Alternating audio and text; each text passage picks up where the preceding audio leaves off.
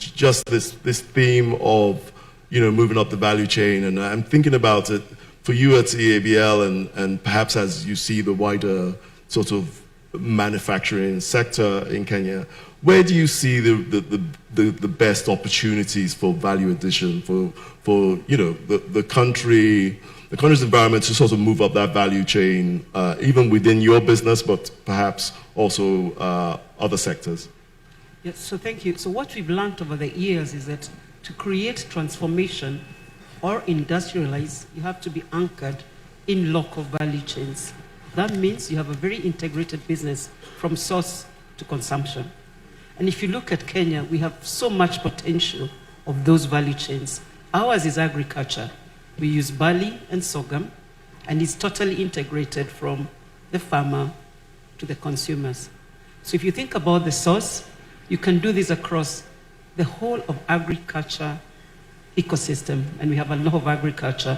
You can do it in mining, you can do it in every other sector across the country. And then that's one. So make it anchored in the local ecosystem and totally integrated.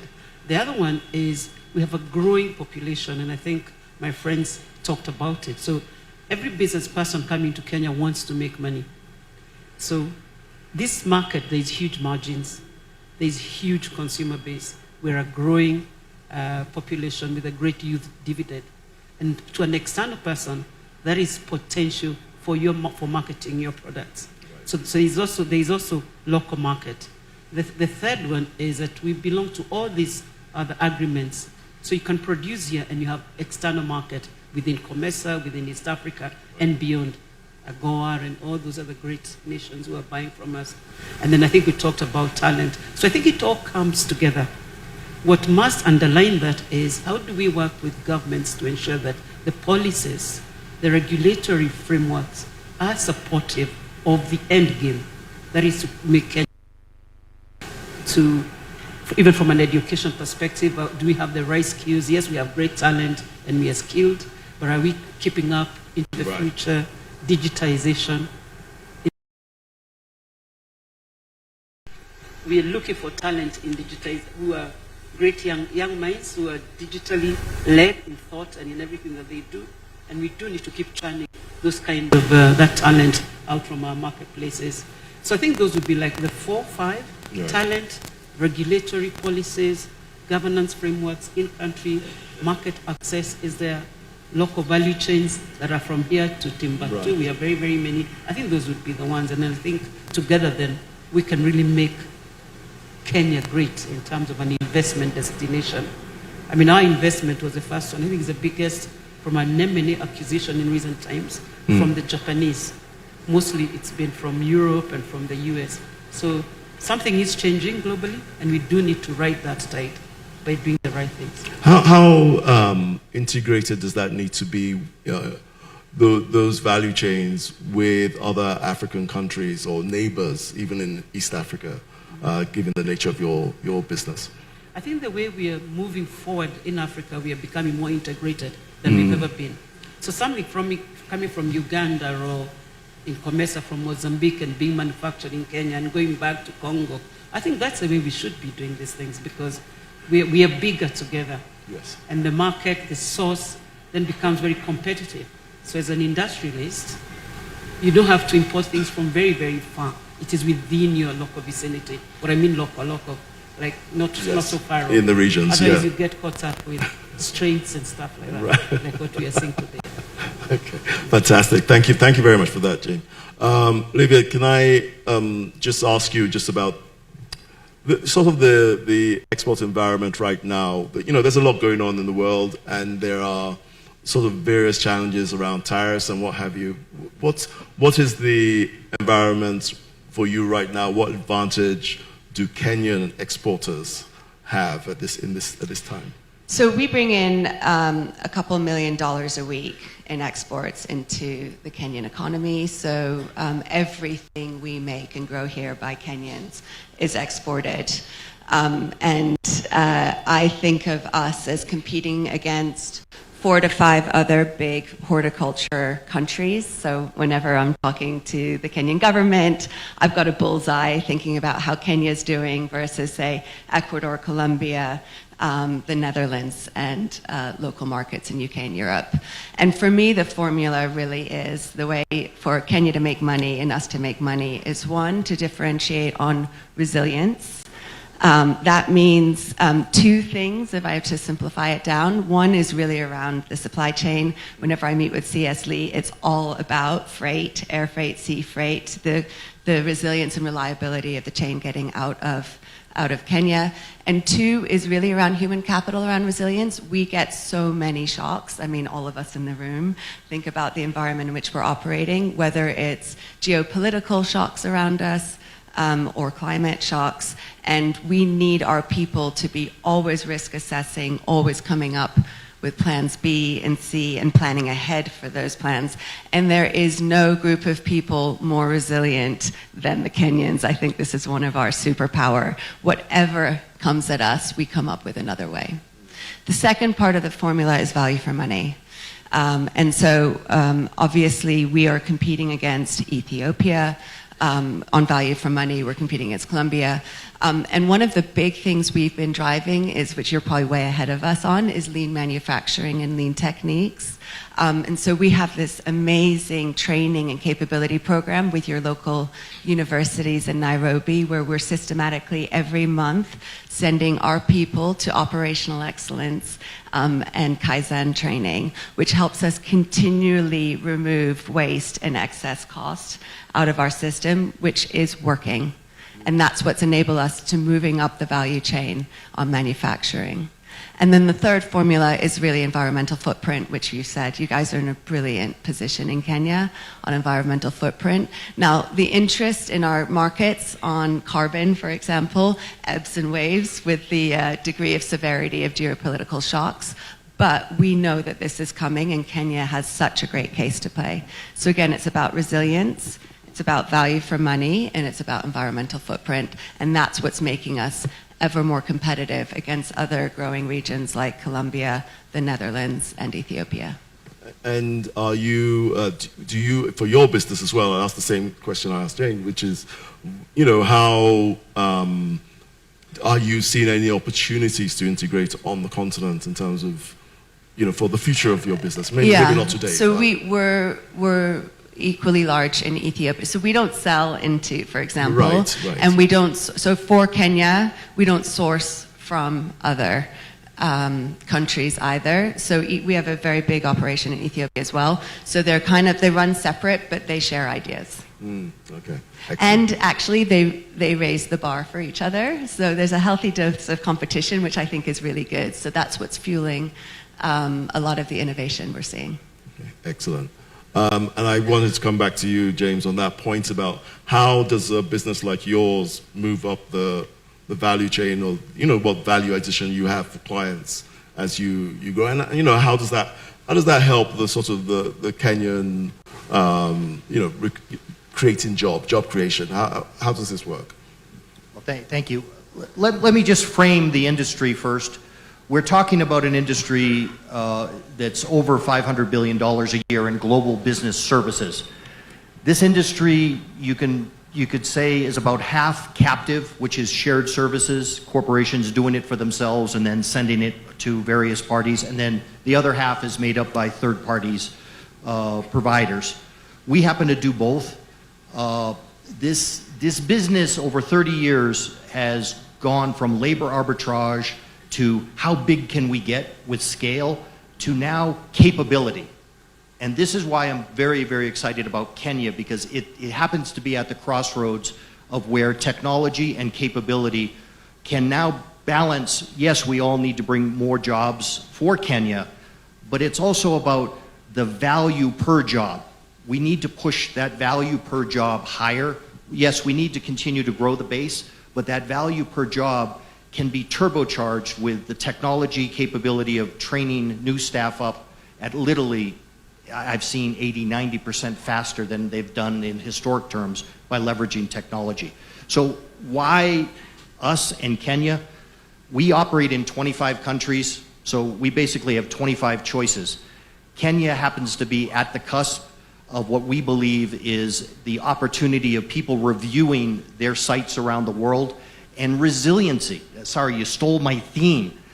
Resiliency, resiliency. We're living in a time that adaptability, resiliency, durability, we're in a time where that value proposition wasn't priced properly in the past. And all of a sudden, we're in this process of repricing business models, because guess what? Where you get your power matters. Kenya is, as you highlighted, is outstandingly positioned, not just for sustainability, but it's the resiliency factor. And any businessman or businesswoman or shareholder is going to be looking at, how do you build a long-term partnership? That resiliency Kenya has built absolutely provides that framework, that base that people want to build their house on. And I will tell you that we started a little early. We started this vision 13 years ago. I would like to say we were probably a little early, but it's better to be early, and we have seen the growth, and the clients are now starting to see the growth. And sharing that, it's not just the African continent is expanding, but Kenya is really the diamond that is shining, and we all need to, thank you. I think we all need to carry that flag. And just a little bit of history. 30 years ago, the Philippines was doing about $200 million a year. 30 years later, they're doing about $34 billion in turnover in business processes. So the game afoot is to be had. And unfortunately, while we started there, they're entering a energy crisis because of the current situation.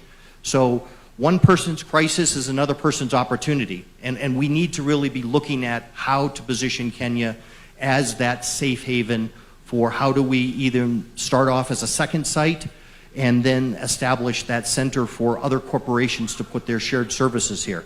One last point I would like to make is developing second city strategy, being able to take not just what we do here in Nairobi, but intentionally have the government push this second city site out so that we can effectively not just bring impactful jobs, but bring this digital value proposition to the far reaches of the country. And because of the digital backbone, the M-Pesa that's mentioned, the platform is here.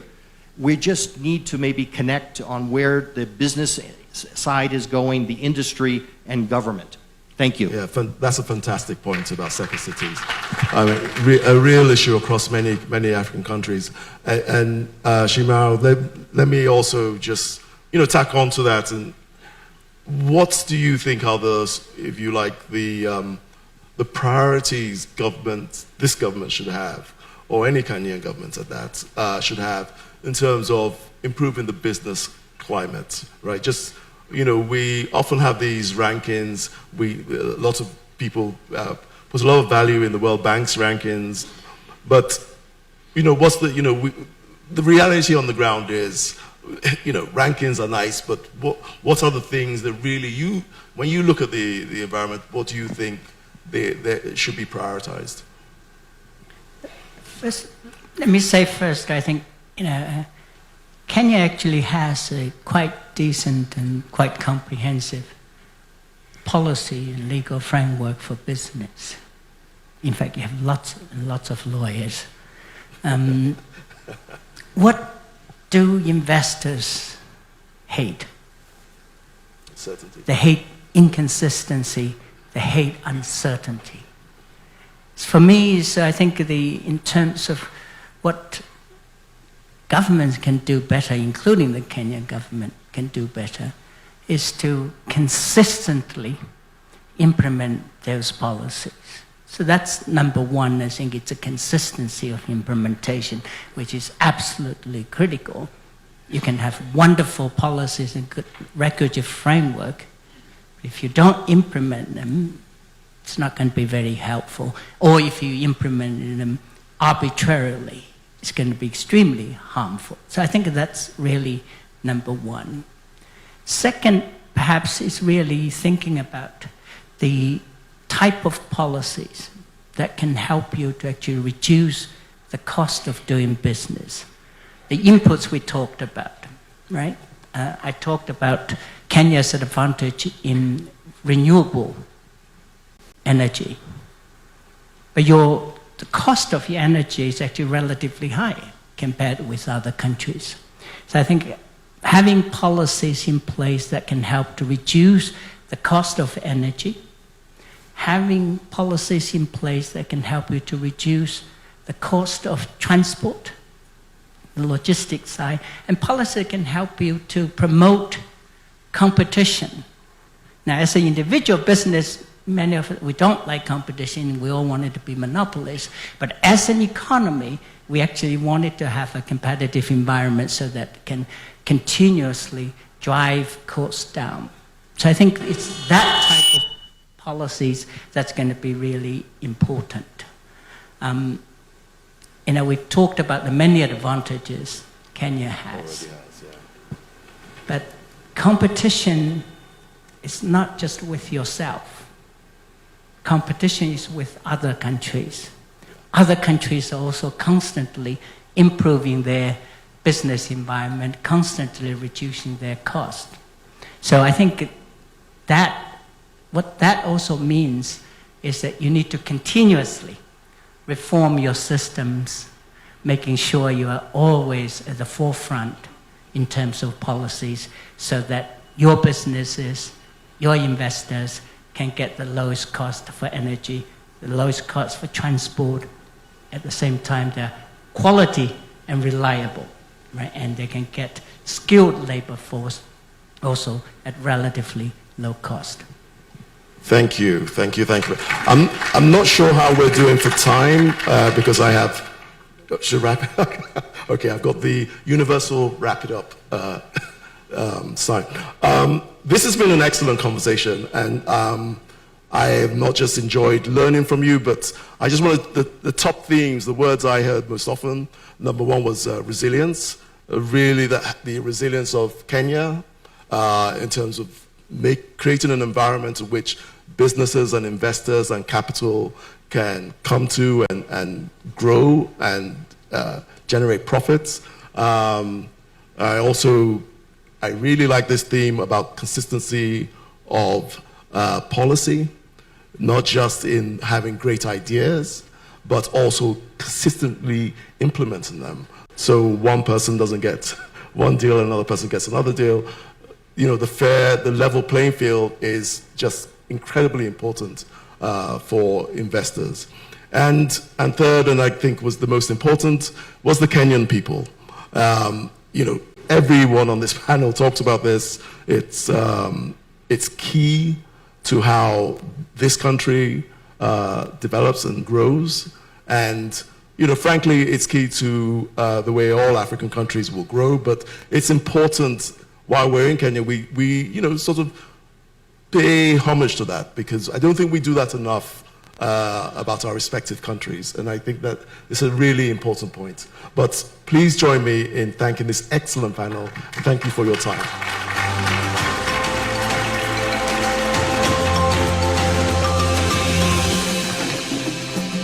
All right, another warm round of applause to the panel.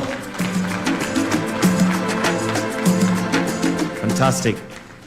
Your Excellencies, with your permission at this point, allow me to now invite the Cabinet Secretary, Ministry of Investment, Trade and Industry, Honorable Lee Kinyanjui, to make some brief remarks. And as he does that, he'll also take that opportunity to recognize our sponsors. A warm clap for Cabinet Secretary, Honorable Lee Kinyanjui. Karibu. Thank you.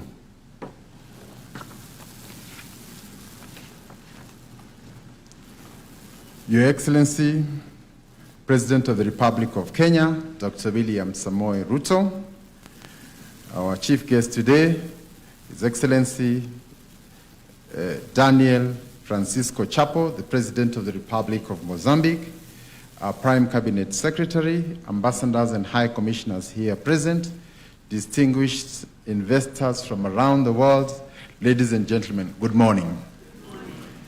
My responsibility, part of what I really would have wanted to say, has actually been said by the panel that was here. And it was said in a very powerful way.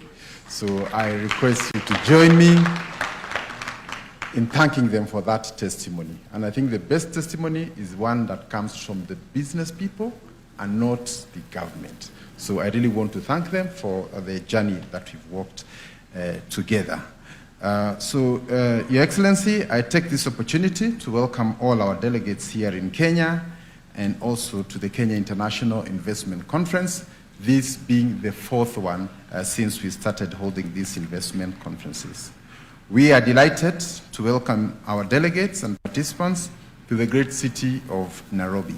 For those visiting for the first time, enjoy our cool weather and take time to explore the many attractions that define Nairobi.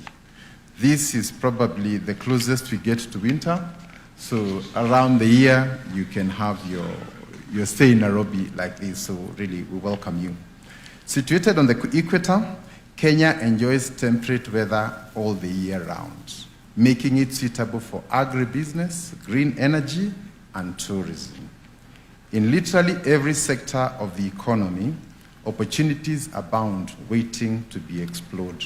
From manufacturing to agribusiness and digital economy, the country is a cocktail of opportunities awaiting investors such as yourselves. We look forward for partners who can be able to work with us, and at this time allow me to say that for the last 3 years we have agreed that we want to operate outside the box. And that means whenever there is a problem and you need a solution, we don't want to be defined by tradition. So for investors who are here, whenever there is a problem and you have a solution, the government is waiting to listen to you. And therefore, to say we have discarded the box, and all you want is, where do we meet? You need your investment return, you need stability, we want our young people employed, and you want our forex in the country. That's our meeting point, that's the equilibrium, and we'll be able to create a solution necessary for you. Under the wise and visionary leadership of the President, we have embraced adaptation and innovation.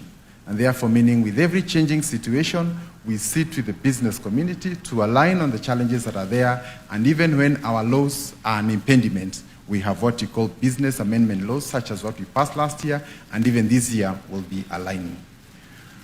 I want to take this opportunity also to thank the investors who are already in Kenya, because there are many who want to come, but many others who are already here.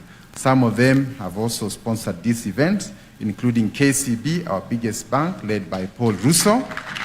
Thank you. It's our biggest bank, but also within the region in East Africa, and I'm also hoping we'll go beyond East Africa, is our leading bank. So again, when it comes to financial solutions, together with M-Pesa and all the others that are there, we are all set. We also have Arise, which have also partly sponsored this event, and we also want to thank you for your participation and sponsorship. Your Excellency, allow me also at this time to say that we have also come with our cabinet secretaries and also our principal secretaries, because the real business conversation will happen after the formal opening. So we will have very serious conversations around ICT. And to that effect, we have the Minister for ICT, William Kabogo, who will also be leading the session in the breakaway.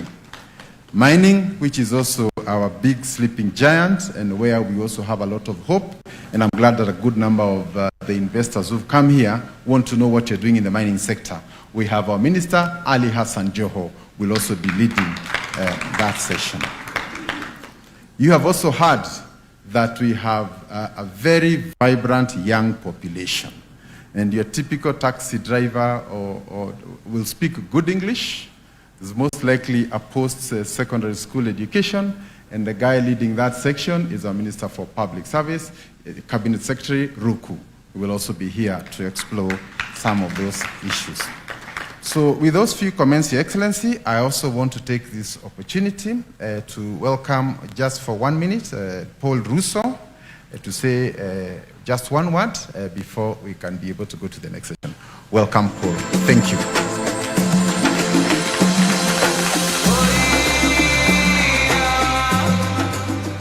Thank you. Your Excellency, I will stand on all protocols already established.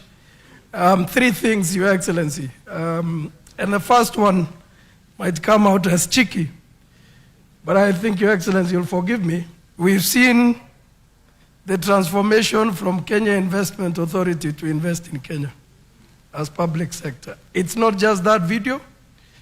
Your Excellency, I know you are the front person on investment in Kenya, but I think Invest in Kenya team with the ministry has done an amazing job. I can confirm, Your Excellency, that we actually, it used to be one-stop shop, but we are seeing one shop. And why do I say one-stop shop? It just used to end there, but we can see deals as bankers, and we are converting deals, Your Excellency. So thank you so much for the transformation that has happened in that unit. Secondly, Your Excellency, I don't need to talk about KCB 130 years in this country. At the core of every development, we are catalysts. And Your Excellency, recently with AfriExim, we signed the financing for Vipingo. You had one of the panelists talking about the second city.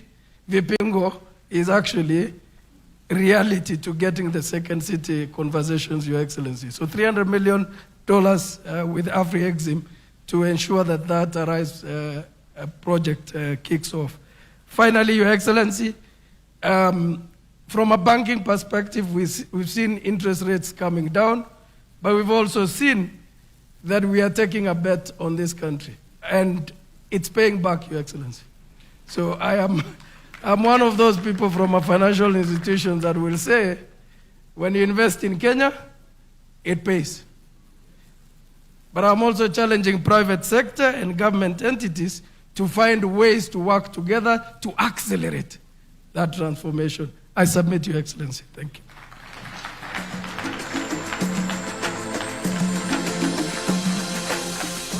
Your Excellencies, allow me to invite the last speaker, who is also our sponsor for Rise Africa, Nicole Gandhi.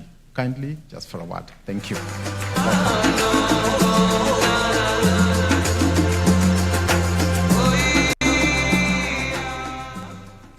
Your Excellency, kindly allow me to begin with the already established protocols. Good morning, ladies and gentlemen. I stand here on behalf of the Arise Group, which is a Pan-African developer of special economic zones, logistics parks, and ports across the African continent. Over the last 15 years, we've been able to develop these projects across 18 locations in 18 countries in Africa. But I want to specifically mention that our investment in Kenya is going to be by far the largest investment that we have done so far in the history of our company. So thank you very much, Your Excellency, for the opportunity. We are developing 3 special economic zones to begin with, and 4,500 acres of industrial land that is going to be provided for enabling manufacturing and developing the logistics and trade framework within the East African continent. And we stand proud that over the next 3 years, we will be investing as a company over $3 billion in Kenya, only to enable the growth for the economic value that we are going to unlock as a business. What I see today is a theme of resilience, and I come here from Dubai in UAE, which is probably facing one of its most challenging situations.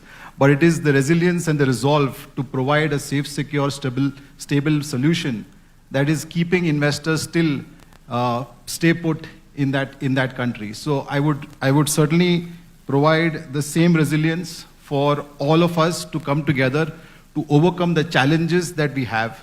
And today in the panel, people spoke about what investors are looking for. So beyond economic stability and beyond the political or the geo advantage of what Kenya offers, Your Excellency, and with your permission, I would like to address to all the government officials in the room. Capital is looking for stable, and especially for manufacturing companies, they are looking for enablers in the form of power tariffs. They're looking for enablers in the form of corporate structures in terms of taxation. They're looking for policy framework that enables the unlockment of key sectors and also import subsidies where there is unlocking of great potential to develop over 100,000 and millions of jobs.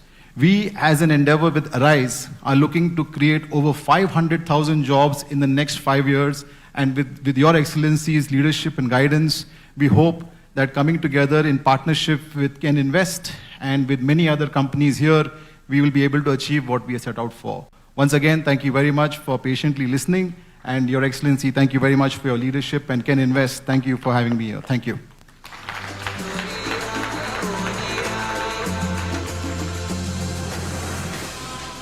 Your Excellencies, allow me in closing to recognize that, as you have heard, we are trying to create a one-stop shop, but that one-stop shop is mobile today.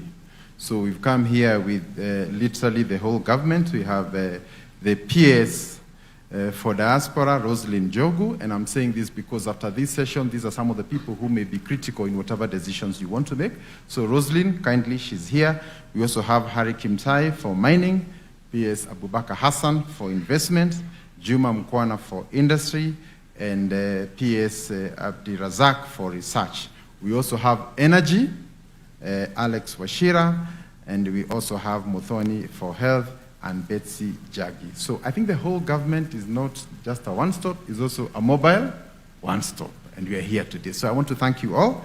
And lastly also, we have governors, because our country also have 47 counties. And this is where the last mile is in connection to investment. And I want to salute the county governor of Embu here, Cecily Mbarire. Thank you. So for investors interested in that area, kindly you're welcome. And also from Uasin Gishu, B. Jonathan. So thank you very much. So we are hosting this together with the county governments, and also we invite you to have that interaction.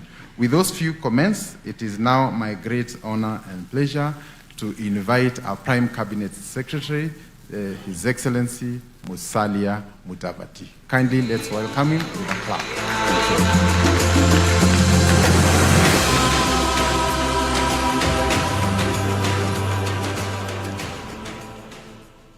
Your Excellency Dr. William Samoei Ruto, President and Commander-in-Chief of the Defense Forces of the Republic of Kenya, Your Excellency Daniel Francisco Chapo, President of the Republic of Mozambique, Ambassador Maria Manuela dos Santos Lucas, Minister for Foreign Affairs and Cooperation of the Republic of Mozambique, Cabinet Secretaries, Secretary General of COMESA, Madame Kapwepe,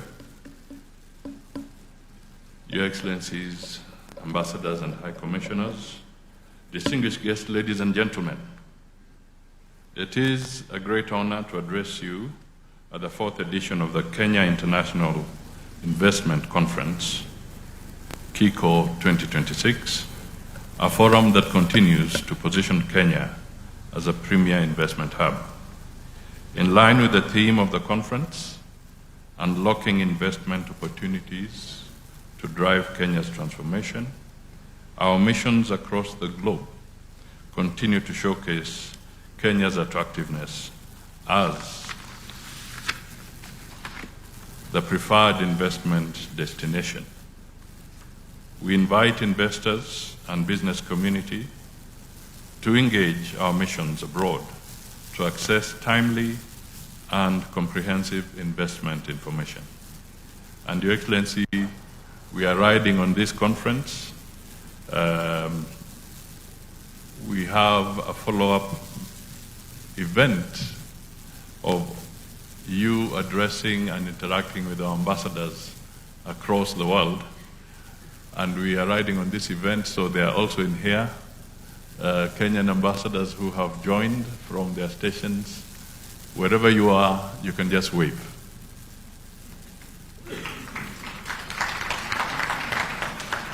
Thank you. This is a very strong showing. Your Excellency, we are gathered at a particularly profound moment in global affairs when the Middle East crisis continues to adversely impact global and regional economic outlook as logistics disruptions and expected global oil shortages become a reality. This calls for proactive strategies such as today's conference, as well as accelerated intra-Africa partnership, including African Continental Free Trade Area, so as to ease stress from external and domestic shocks. In this regard, as a member of the East African Community and standing among the first countries to ratify the African Continental Free Trade Agreement in May 2018, Kenya continues to champion deeper regional economic and investment cooperation. And Mr. President, nobody needs to remind us that you are the champion on behalf of the continent for the African Continental Free Trade Area promotion. Notably, the strategic, innovative, and investment solutions will contribute to inclusive growth and social prosperity for our people, enabling us to realize the government's bottom-up economic transformation agenda priorities. Finally, I commend the conference organizers for creating a platform for all stakeholders, partners, and participants to deliberate on how to stimulate investments in Kenya, thus highlighting our country's contribution to regional and Africa's shared prosperity. It is now my distinct honor to invite His Excellency, the President, to deliver his address. Ladies and gentlemen, can we be upstanding for the President of the Republic of Kenya?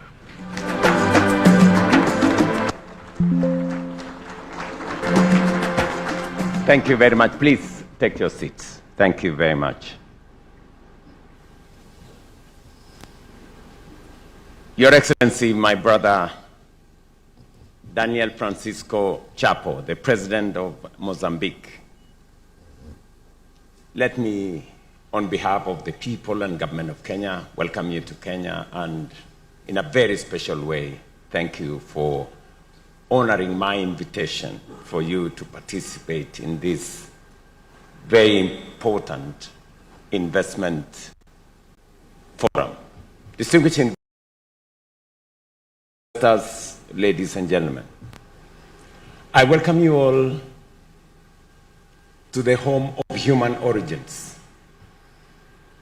and, and the origin of wonder. Wherever you come from anywhere in the world, you do not visit Kenya. You simply come home. So welcome home, karibuni nyumbani. We have gathered here this morning for the 4th edition of the Kenya International Investment Conference 2026, a platform designed not only to unlock and drive Kenya's transformation, but also to advance the progress of our region and the broader African continent. We meet at a moment of great consequence, defined by profound disruptions and growing uncertainty, from shifting geopolitical alignments to economic volatility and latest developments in the Middle East. The global landscape is becoming ever more complex and unpredictable. As we navigate these evolving contexts, our collective responsibility is to ensure that our economies remain resilient, adaptable, and capable of withstanding global shocks. That is precisely what we have worked to achieve in Kenya over the past 3 years. At a time of global uncertainty, Kenya offers something increasingly rare: stability, predictability, openness, and world-class opportunities underpinned by both macro and micro economic fundamentals. Despite global headwinds, foreign direct investment inflows in 2025 grew by over 15%, exceeding for the first time the US dollars $2 billion mark. Kenya was also recently upgraded by the Standard & Poor's from B- to B a clear signal of strengthening macroeconomic fundamentals and growing investor confidence. Inflation has averaged 4.4% over an extended period, having come down from 9.6% 3 years ago. Our exchange rate has remained stable at 129 shillings to a dollar over the past 2 years. Meanwhile, our foreign exchange reserves stand at a historic high of US dollars 14.6 billion, representing nearly 7 months of import cover. At the same time, our capital markets continue to exhibit strong performance, with Nairobi Securities Exchange ranking among the best performing stock markets in Africa. In 2025, for example, it emerged as the second best on the continent, delivering a remarkable 52% return in dollar terms. This performance is now driving an ambitious expansion agenda, with the NSE targeting 40 new listings by 2029. Earlier this month, the landmark Kenya Pipeline Company initial public offering raised US dollars 823 million. Our focus remains firmly on strengthening the domestic environment, and we are deepening reforms and executing policies that enhance competitiveness, streamline processes, and create a more enabling and investor-friendly environment. These reforms include zero-rating VAT on exported services, tax reforms that allow corporates to offset verified tax claims against future liabilities, and the removal of the 30% domestic equity requirement for ICT companies, thereby unlocking significant new investments into Kenya's rapidly expanding digital economy. Through our one-stop investment center, investors now access seamless, world-class facilitation services. By the end of this year, 2026, this platform will be fully digitized, enabling permits and licenses to be secured entirely online, reducing costs and improving efficiency for our investors. Ladies and gentlemen, with a population of about 55 million, Kenya is far more than a domestic market. We are the natural gateway to East and Central Africa, and through the Africa Continental Free Trade Area, a springboard into a US dollar 3.7 trillion continental market of 1.4 billion people. Regionally, Kenya anchors the East African Community Common Market of more than 330 million consumers and the COMESA market of 680 million consumers. And that is why you have the Secretary General of COMESA in this meeting. Just this week, we finalized negotiations with the government of China on a bilateral trade agreement that will open access to an additional market valued at about US dollars 19 trillion, further expanding opportunities for investors. Despite the clear and demonstrable progress registered, we remain committed to continuously improving, guided by the insights and concerns of investors, businesses, and all stakeholders, as was recorded by the CS for Trade. In direct response to investor feedback, Kenya is implementing a new package of cross-cutting policy actions designed to remove long-standing investment bottlenecks and significantly enhance the ease of doing business. We are strengthening tax administration by introducing VAT refund mechanisms for export-oriented firms and providing greater certainty in transfer pricing frameworks, thereby improving liquidity and predictability for our investors. I remember a very special case with my good sister who spoke from the flower industry here, when she did mention to me when we had an investment conference in London about the challenges they were facing, and that if we did realign with their request, they would enhance their investment in Kenya. And to their credit, when we did what they asked, when we did whatever they asked us to do, the CS Trade was in Naivasha to launch their expansion of almost 2 billion shillings. And so, when my Minister for Trade says we are working with stakeholders, business, investors, as they make suggestions to us, we align with the requirements of the market. We're also improving energy competitiveness through ongoing tariff reforms and expanded power generation, ensuring more predictable and cost-effective electricity for energy-intensive industries. At the same time, we are streamlining industrial incentives by aligning our export processing zones and special economic zones into a more coherent, transparent, and investor-friendly framework. These reforms are being reinforced by broader regulatory improvements, including the fast-tracking of the Business Laws Amendment Bill 2026 and the introduction of the Invest Kenya Bill, which will reform our 2004 Investment Promotion and Facilitation Act to establish a unified, modern framework for investment facilitation, faster approvals, and enhanced aftercare services. We are also strengthening international investment frameworks by accelerating double taxation avoidance agreements, modernizing bilateral investment treaties, and providing greater tax certainty and cross-border investor confidence. Distinguished investors, I thank you for your continued and demonstrated confidence in our economy. That confidence is already delivering real outcomes.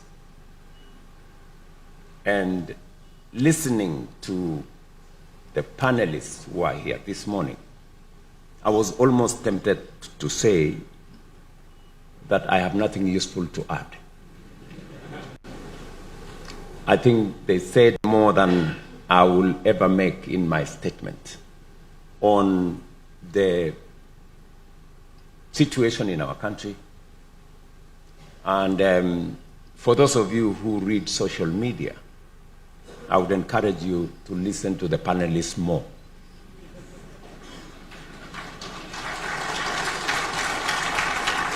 I mean, these are real practitioners. These are people who are at the place where the rubber meets the road. And that is their experience. That is not to say that we've arrived. It's not. And that's why we will continue improving. We will continue doing what we must do. Allow me to highlight just a few. Last year, during my visit to London, we secured a commitment with the Flamingo Group, as I said earlier. And just last month, we launched their US $14 million expansion project in Naivasha. From the same engagement in London, both Bupa Health and Lloyds of London have since established operations in Kenya. Early this year, Mars Wrigley expanded its sugar-free gum operation within Kenya with a US $33 million investment in Athi River, while Coca-Cola scaled up its bottling manufacturing facility in Kisumu with a US $45 million investment. At the same time, we have secured a US $150 million investment from UAE's Aquilastar in electric and hybrid vehicle manufacturing in Nakuru County. We have many more such examples, and it is for this reason that today we are unveiling more than US dollars 2.5 billion in 20 investment deals across agriculture, manufacturing, ICT, business process outsourcing, healthcare, energy, and real estate.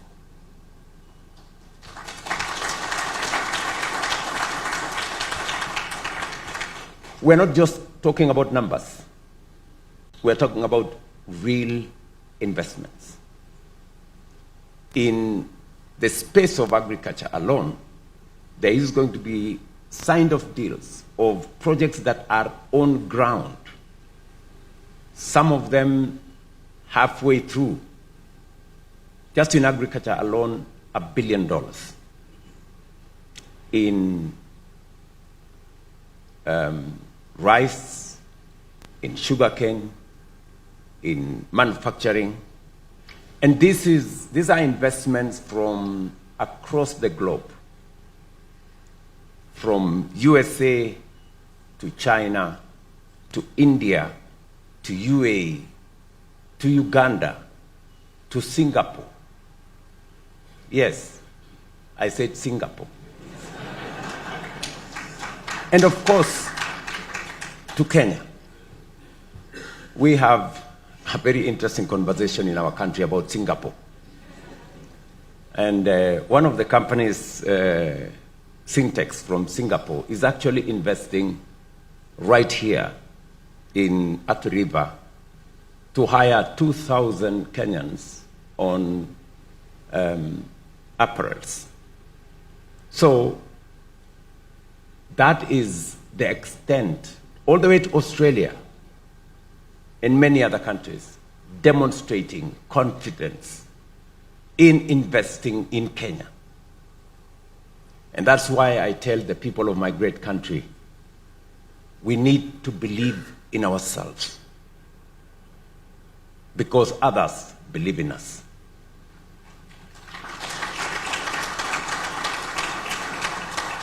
The majority of these investments are already at advanced stages of implementation, with several already breaking ground.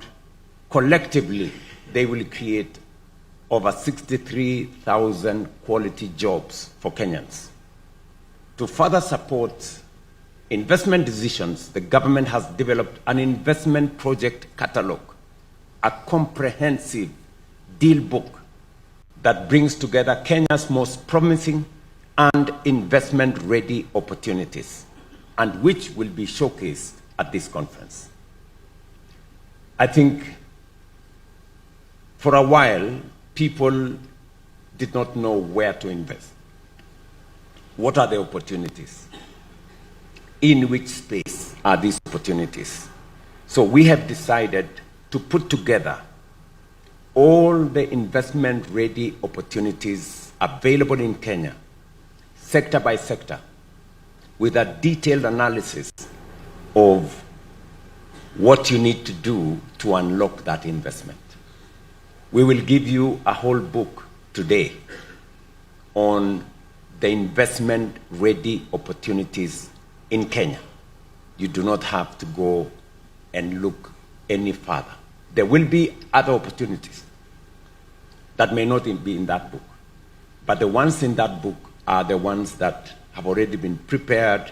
Some of them visibility is done, and some of them progress has been made. And we're not only thinking about those opportunities, we will also tell you in which places will you find the space to be able to undertake whatever investment you want to make. We have 9 special economic zones that have been constructed by the government of Kenya. We have 47 county aggregation and industrial parks, again as investment opportunities.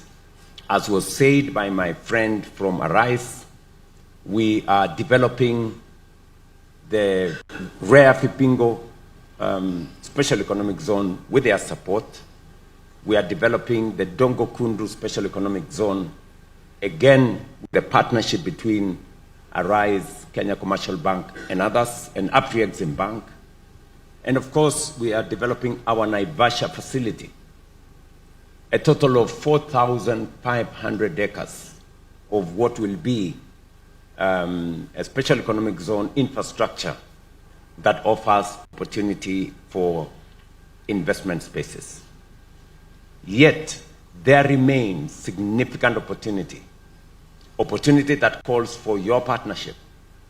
As many of you will be aware, we have launched an ambitious national transformation agenda anchored on 3 critical pillars. First, we are investing heavily in infrastructure and connectivity by expanding roads, railways, airports, and seaports. Just last week, we did launch the extension of the standard gauge railway that will now find its way to Uganda and to DRC to improve on our logistics. You heard from the panelists here that business is looking for how to move things in a much more cost-effective manner. We know very well that we have invested significantly in the roads infrastructure, but we believe that what we have done is not sufficient. So we are increasing our investment in the roads sector. In the next 7 years, we want to double our paved road infrastructure in Kenya, including highways. Because we want to unlock the market, as we have said, in the East African community of 330 million people. We are extending the highway from Nairobi now into Nakuru, finally into Malaba, and connecting it to Uganda. We will shortly be advertising another highway from Mombasa to Nairobi and another 2,800 kilometers of highway around Kenya. This is an investment that is going to cost us between $10 and $15 billion, and we are slowly but surely finding the innovative mechanism on how to deploy resources in that space. Secondly, over the next 5 years, between 5 and 10 years, we plan to build at least 50 mega dams to strengthen water security and significantly enhance agricultural productivity. If I mention to you the 4 investors that are investing in the agricultural sector, the $1 billion that we are going to sign up today, all those investors are going to invest in agriculture, but in irrigation. And so the construction of dams, storage of water, harvesting of water is going to play a significant part of our way forward. Luckily for the investors that will be signing off today, we already have developed the infrastructure for them to use the water that we already have in the irrigation space that is there. But that will significantly increase our agricultural output, especially for export. And third, we are scaling up our energy capacity, tripling generation to at least 10,000 megawatts to power industrial growth and future demand. As was said here again by the panelists, the cost of energy is significant to making investment decisions and enhancing competitiveness. Just yesterday, I was in Siaya, where we want to generate at least 3,000 megawatts of energy using nuclear. And I was having a conversation with the community and leadership in that region, because our 10,000 megawatts will come from diverse sources, from nuclear, from solar, from hydro, from wind, and from geothermal. And we will be looking for partners, maybe in this forum, because our investment in that space is going to be another $10 billion. And we are already beginning to structure the mechanism for us to be able to have that investment undertaken. We estimate that delivering this transformation will require an investment of about Kenya shillings 5 trillion or $40 billion. Through the National Infrastructure Fund, we are mobilizing long-term capital and creating structured, bankable opportunities for private sector participants. And this is where you come in. We invite you to partner with us, to invest, to build, and to be part of Kenya's transformation in a truly win-win partnership. Finally, to all investors present here today, I want to say thank you. Thank you for your confidence. Thank you for your partnership. And thank you for choosing Kenya.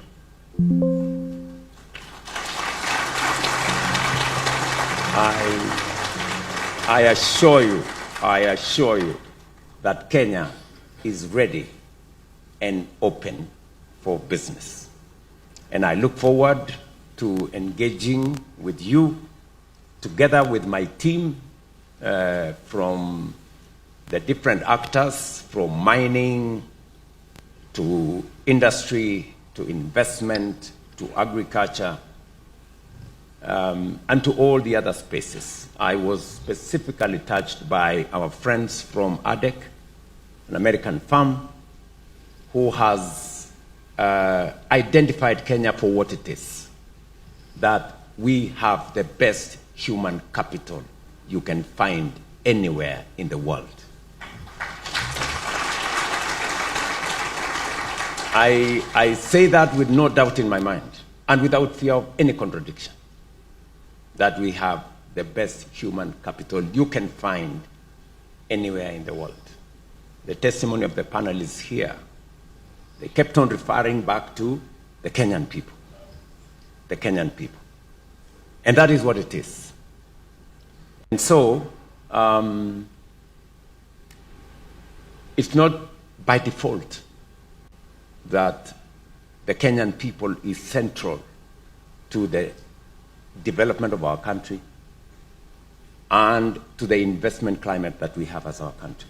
It's because we have consistently invested as a nation in our human capital. 30% of our budget every year goes to education, training at all levels. We've just increased in the last 3 years our education budget by $1.5 billion in the last 3 years. We've hired 100,000 teachers more into our classrooms, expanded learning spaces by 23,000 classrooms, and developed a new funding model to make sure that our colleges and universities have adequate resources to sharpen our human capital. And from a policy point, I want to assure you that the jewel of our investment, the Kenyan human capital, will continue to receive the Kenya government's attention and resources for us to make sure that we don't lose that competitive edge that comes with investing in our human capital. I think it has also been said by investors here that stability is critical to investors making decisions. Stability in policy, stability in every other field. And we will continue to work with investors to make sure that we are predictable, that we continue to manage the space responsibly. And because of the discipline that we have introduced into the financial space, we can now confidently tell investors they can repatriate any of their profits anytime, in whatever manner they want, because we have the resources. I can tell you confidently, we have the dollars, we have the resources to make sure that none of you get stuck with whatever you want to do in our country. And we are doing this for the long term and for the long haul. So to all of you, again, let me say thank you very much for choosing Kenya, and we look forward to working with you. God bless you. Thank you.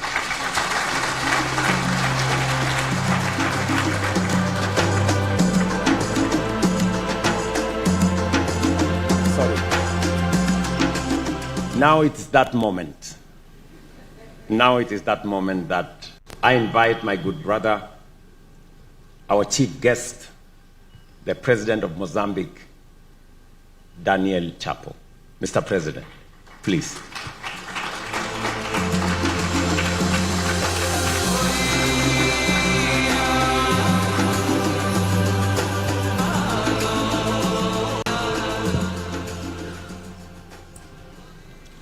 Good morning.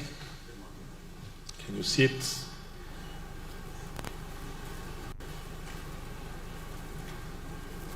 You know that my official language is Portuguese.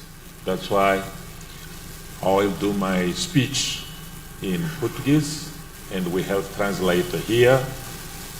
And after it, in a few words, I'll explain it in English.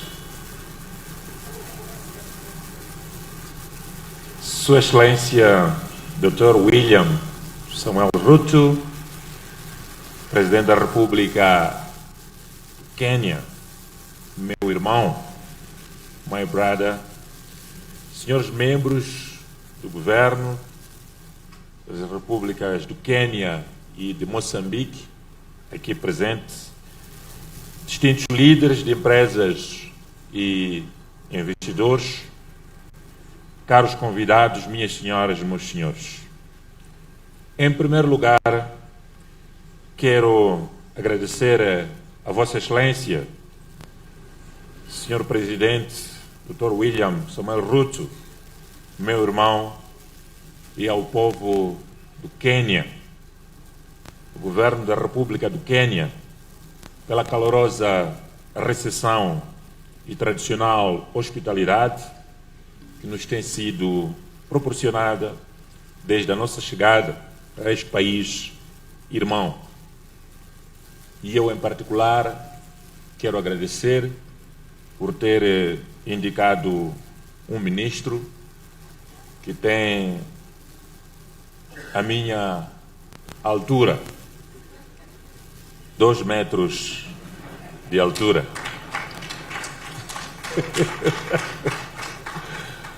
Muito obrigado. Asante sana. Thank you so much. Merci beaucoup. Xexie. Arigato. Donc, asante sana.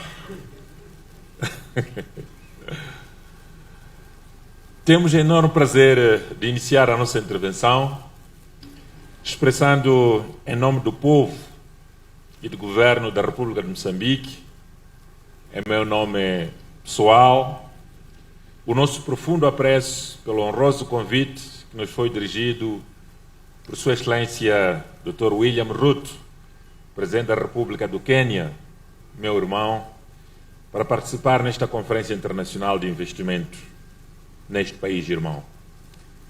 Felicitamos o governo do Quênia pela organização deste importante fórum, que se afirma de forma crescente como uma das mais relevantes plataformas de mobilização de investimento do nosso continente e que nesta 4ª edição se realiza sob o lema Desbloqueando oportunidades de investimento para impulsionar a transformação do Quênia e, consequentemente, Senhor Presidente, meu irmão, do nosso continente, de África e do mundo.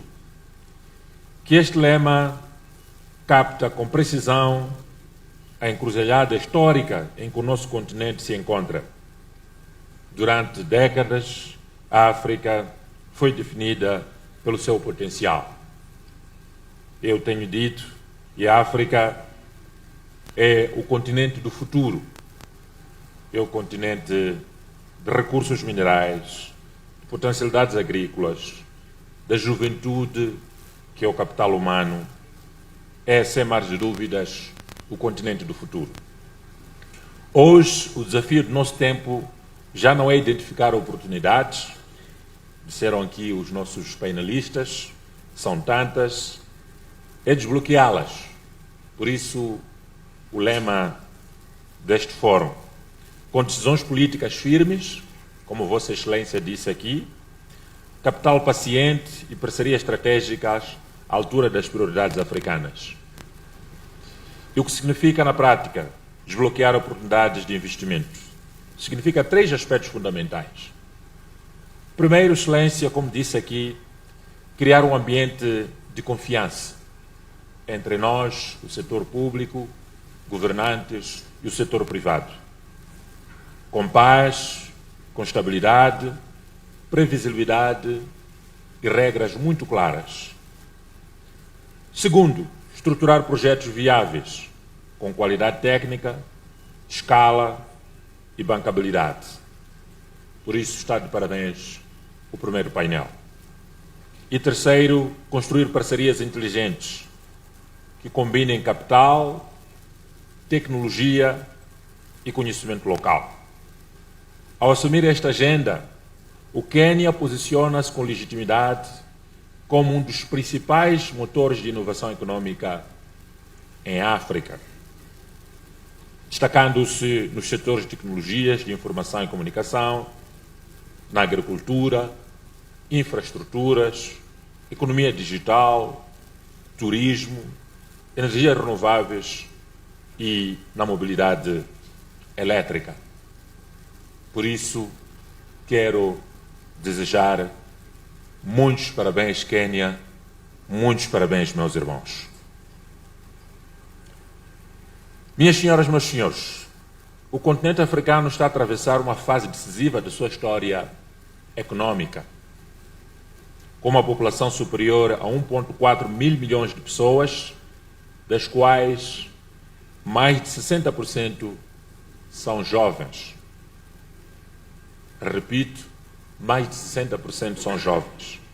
A África representa hoje o maior reservatório global do capital humano, como disse aqui Vossa Excelência, em franco crescimento. Com a implementação da área livre do comércio continental africana, estamos a construir o maior mercado integrado do mundo em número de países, com um PIB combinado superior a 3,4 trilhões de dólares. Há poucas décadas, Excelência, caros convidados, a África travava a luta pela sua libertação política. Hoje, o imperativo histórico é outro: convidar os nossos irmãos de todo o mundo, como está a acontecer neste momento, para o desenvolvimento do nosso continente. Este é o momento de romper definitivamente com o padrão de exportação de matérias-primas e afirmar a África como um continente de industrialização, como vimos aqui, inovação e de criação de valor acrescentado, sobretudo o emprego para a nossa juventude. O que está em causa neste fórum não é apenas a promoção de oportunidades de investimento, é a definição do papel de África na economia global. É este novo espaço econômico que cria condições para que a África avance nesta direção com o Quênia no coração. É neste contexto que Moçambique se apresenta aqui como parceiro estratégico nesta transformação continental entre os nossos países e o mundo, alinhando esta agenda com a nossa visão nacional de desenvolver Moçambique e de desenvolvimento estrutural sustentado. Tal como o Quênia, o nosso país irmão, com quem temos relações históricas, estamos comprometidos com o desbloqueio de oportunidades em setores estruturantes, com destaque para a agricultura e a agroindústria, tecnologias de informação e comunicação, energias renováveis e transição energética, indústria transformadora, economia criativa e serviços, mobilidade sustentável, turismo e economia azul. No setor agrícola, Moçambique oferece uma das maiores reservas de terra arável em África, com mais de 36 milhões de hectares, dos quais apenas cerca de 15% estão atualmente explorados, criando oportunidades únicas para o desenvolvimento de cadeia de valor agroindustriais, em complementaridade com a experiência do Quênia, a inovação agrícola e acesso do mercado. Nas tecnologias de informação e comunicação, reconhecemos o Quênia como uma referência continental, com quem temos muito a aprender, particularmente no domínio da inovação digital e nos serviços financeiros móveis. Moçambique está a acelerar a sua transformação digital, criando espaço para parcerias estratégicas em inclusão financeira digital, plataformas tecnológicas, governo eletrônico e ecossistemas de inovação.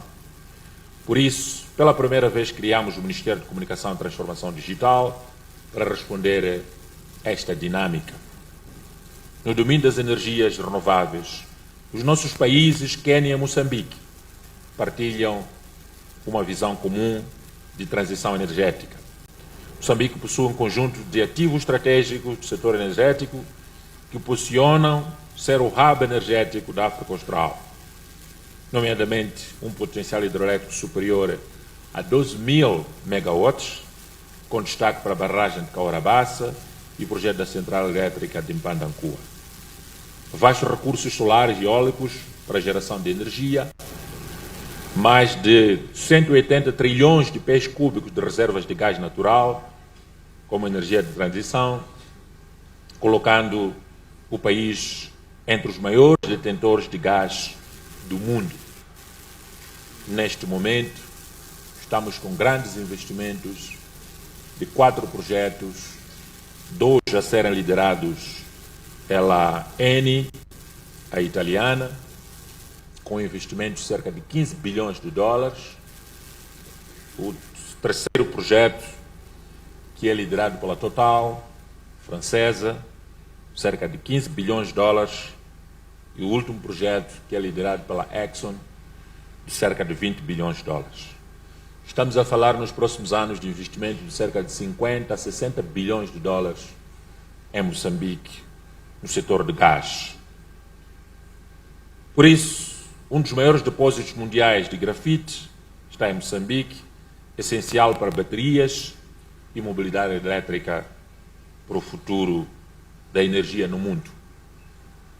Este posicionamento permite-nos não apenas garantir segurança energética, mas também apoiar o desenvolvimento de novas indústrias, incluindo a mobilidade elétrica e a produção industrial de baixo carbono.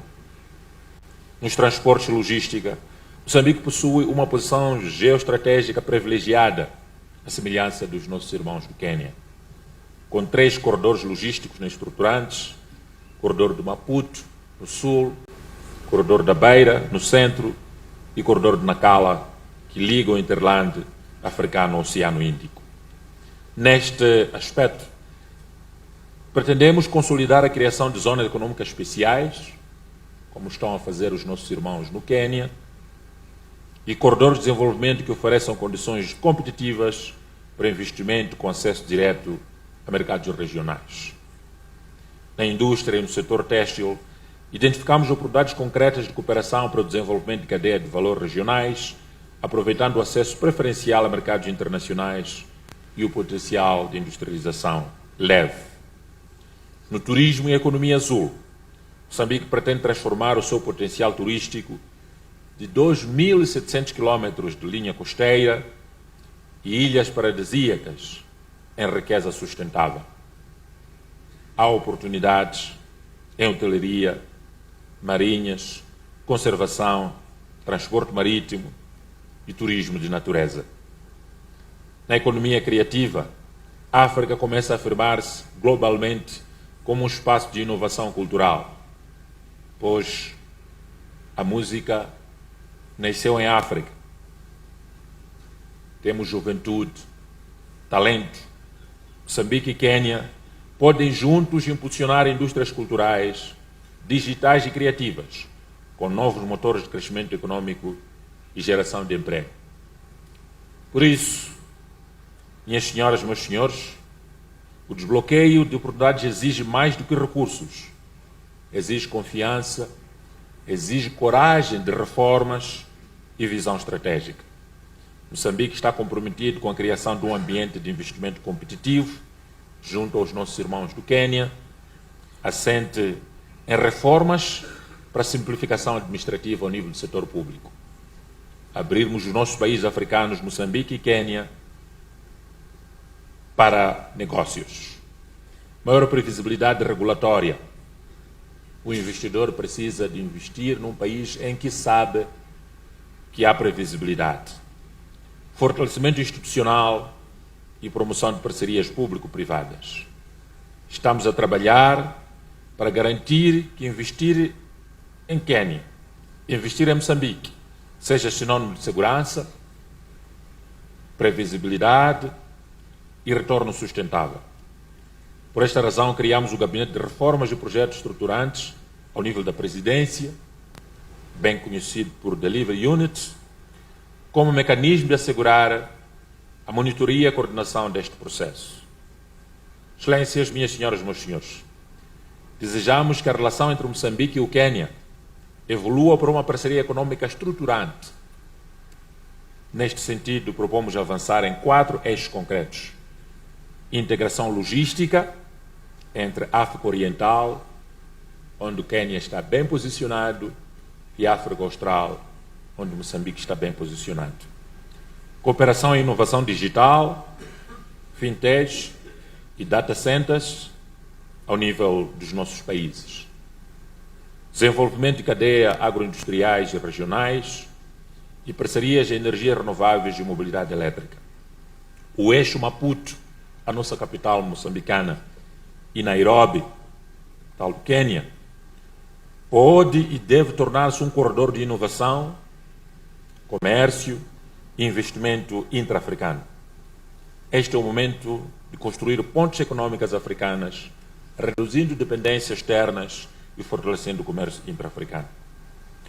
O futuro econômico do mundo está em África. Não será determinado apenas pelos seus recursos, como disse muito bem aqui o meu irmão, o presidente RUTO, mas pela sua capacidade de transformar estes recursos em valor. O tempo de África é agora. Mas este momento exige uma mudança de abordagem. Não basta investir, é necessário investir com a África. Como disse aqui o meu irmão, o presidente RUTO, essa abordagem exige visão de longo prazo, confiança mútua entre nós, Quênia, Moçambique e os nossos investidores, o compromisso com a transformação estrutural. E o lema desta conferência desafia-nos a agir, a desbloquear tudo aquilo que complica fazer negócio em Moçambique e no Quênia, a investir e a transformar. Aos investidores aqui presentes, a nossa mensagem é clara.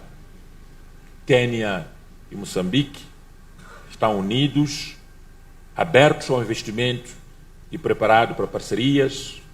Moçambique e Quênia oferecem escala, oferecemos recursos naturais, oferecemos localização geográfica extraordinária e, acima de tudo, oferecemos liderança comprometida com estabilidade, com a paz, com segurança, reformas e crescimento inclusivo. Gostaria de concluir com uma convicção firme. A África não será apenas um dos principais centros de crescimento econômico do século XXI, será um dos principais motores. E dentro deste movimento, países como Quênia e Moçambique têm a responsabilidade histórica de liderar essa transformação com a convicção, coragem e determinação. Mais do que um convite aos nossos investidores para Quênia e Moçambique, deixamos um compromisso. O futuro econômico global será em parte construído em África e será construído por africanos e irmãos investidores que vêm de todas as partes do mundo. Como parceiros, mas sim também com liderança, do setor público e setor privado, visão do setor público e setor privado e prioridade africana. Queria deixar claro que para nós o setor privado é que é o motor do desenvolvimento. O setor privado é que conduz o processo de desenvolvimento dos nossos países. E nós, neste momento, estamos para liderar os países, mas para facilitar fazer negócio, facilitar investimento e, sobretudo, facilitar fazer dinheiro tanto no Quênia como em Moçambique e no nosso continente africano. I want to close my speech to say that we are here to say, my brother, Mr. President RUTO, thanks so much to invite us to be in Nairobi to talk about business with private sector. Mozambique is Kenya, Kenya is Mozambique. We have a historical relation. We are brothers. That's why we want to develop our country with private sector. Private sector is the key to development Mozambique, development Africa, and we have young people, we have mineral resources, we have many potential in agriculture, in tourism, infrastructure, development corridors, economic special zone, industrial zone. That's why we are here to say that welcome to Kenya, welcome to Mozambique.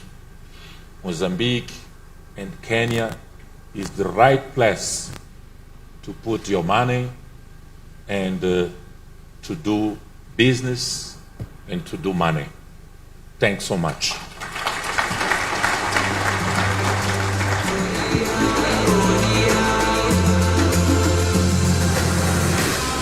Another round of applause for both the heads of state for wonderful statements. May I request that we briefly take our seats? Kindly let's take our seats. With your permission, Your Excellencies, we'll now transition to awarding of some certificates.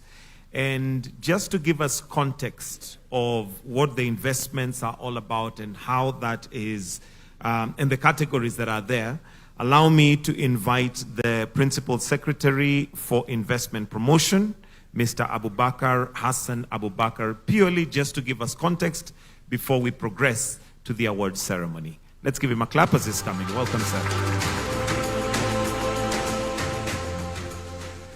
Your Excellency, sir, as you have underscored in your speech, Kenya, under your able leadership, today formalizes over $2.9 billion in investment across 20 strategic deals in 7 sectors, spanning both new investments and reinvestments.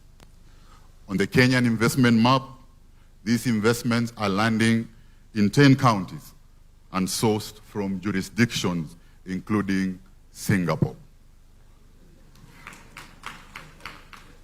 This is indeed sending a clear message to the investment community out there that Kenya is open for business, safe for business, ready for business, and we mean business. Ladies and gentlemen, I now invite you to turn to the screens as we highlight the 20 investment deals. Across the nation, new partnerships are taking shape, industries are rising, and the world is investing in Kenya. Today, Kenya highlights 20 strategic deals from 9 countries across 7 sectors, together representing more than $2.9 billion in investments. In ICT and BPO, ADEC Innovations is establishing a knowledge process outsourcing and ICT services center worth $10 million in Machakos County. In energy, through its Malindi Solar Expansion Project, Globelec will be investing up to $70 million in additional solar power and battery energy storage in Kilifi County. RVL Healthcare is channeling $50 million to specialist oncology care in Nairobi County. Bounty Management Global DWC LLC is injecting $60 million into hospital development. And Balmer Healthcare is investing $200 million in healthcare and pharmaceutical infrastructure in Uasin Gishu County. In agriculture, Blue Skies Holdings Limited is injecting $12 million into mango processing and export.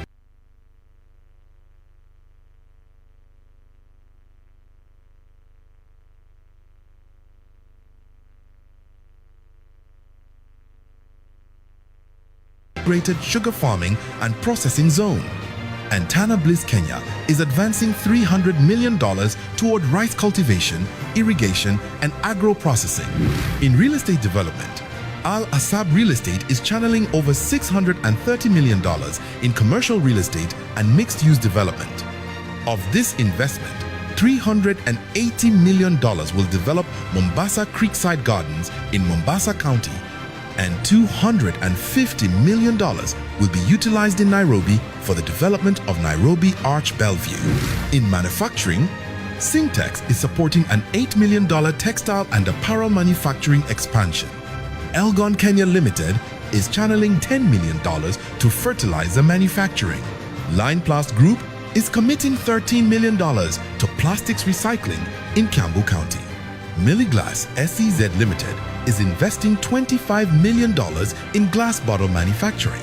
MMP Industries is driving a $25 million bioethanol manufacturing initiative in Bungoma County. Lucky DJX is investing $65 million in solar and textile manufacturing. Full Care EPZ is rolling out $100 million to medical garments manufacturing. And Defki Group is investing $370 million in clinker manufacturing in Kitui County. In mining, Bururi Project by NGX Australia is channeling $350 million in the mining sector in Kericho County. Together, these investments are expected to generate more than 63,000 jobs in manufacturing, real estate, agriculture, healthcare, energy, mining, ICT, and BPO, driving growth across 10 counties and building the industries of the future, supported by government agencies and county governments. This is global confidence. This is strategic partnership. And this is investing in Kenya.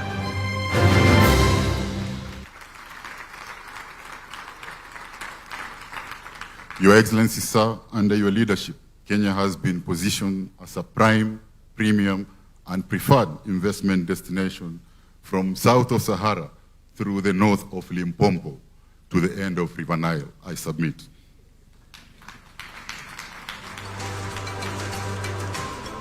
As mentioned, we'll have two categories that are going to be recognized. The first category, Your Excellencies, with your permission, is those that represent high-impact investment and reinforce Kenya's position as a regional hub for high-value services and industrial production. Your Excellency, sir, the President of Kenya, I request that you come on stage for that part, as I will be calling them for that recognition. And to start, we'll start with Mr. James Mao, CEO of Syntex, and this is the manufacturing and textile apparel. If you may just come forward for recognition by His Excellency the President. Next, let's have Mr. James Donovan, CEO, ADEC Innovation. After the handshake, I'll request you come this way, sir. Come, if you may, yes, you may come this way. Next, let's have Mr. Bimal Kantaria, CEO, Elgon Kenya.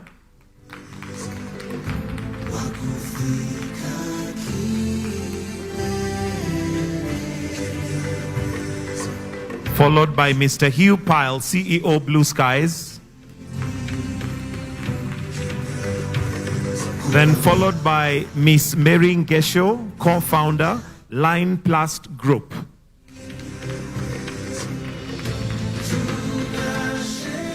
Followed by Mr. Rajesh Savla, Director, MMP Industries.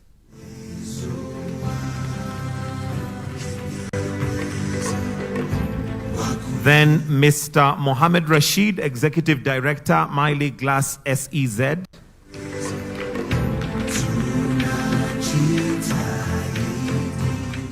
Followed by Leela Prasad, CEO, RVL Healthcare.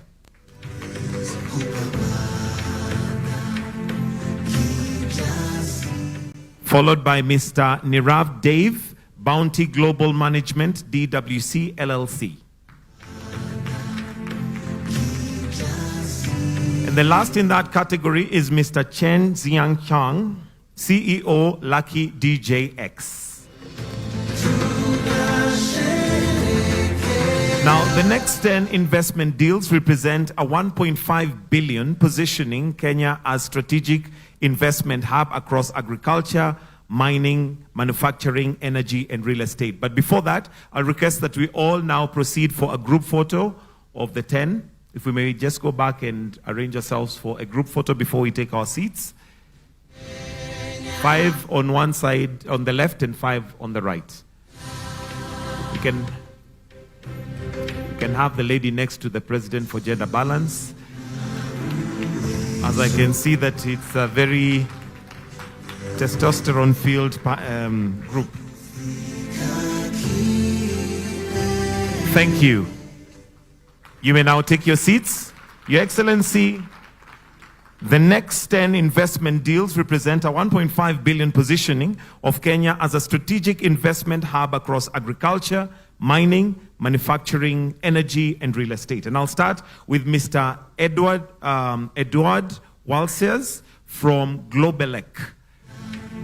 Kindly. After the handshake, please proceed to the extreme left, just like we did with the other team. Followed by Mr. Wu Jianfei, CEO, Full Care EPZ Limited. Mr. Wu Jianfei. Let's also have in tow Mr. Koima Lagat, CEO, Balma Healthcare.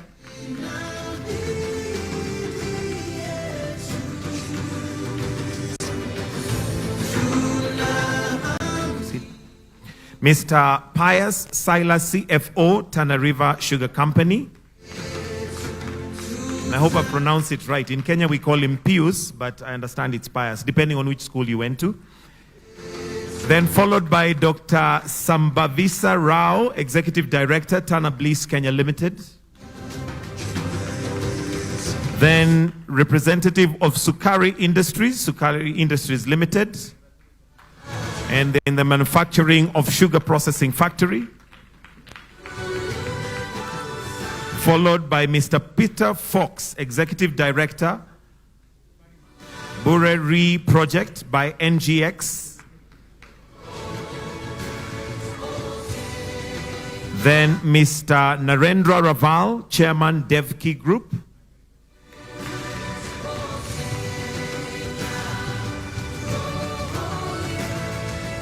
And last in that category, Mr. Graham Al-Mazrei, Chairman of Al Asab Real Estate, Mombasa Creekside Gardens.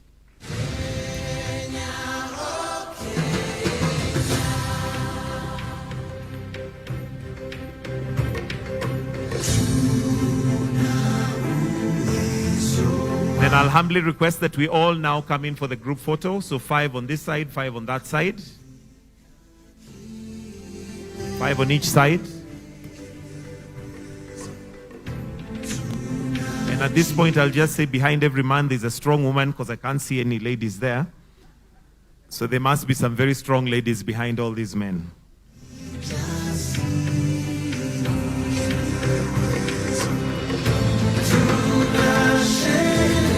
Thank you. That brings us to the end of this session, but I'll request that we end with the 2 anthems. We'll start with the Mozambique national anthem, followed by the Kenyan anthem. So let us all be upstanding as we now come to a close with the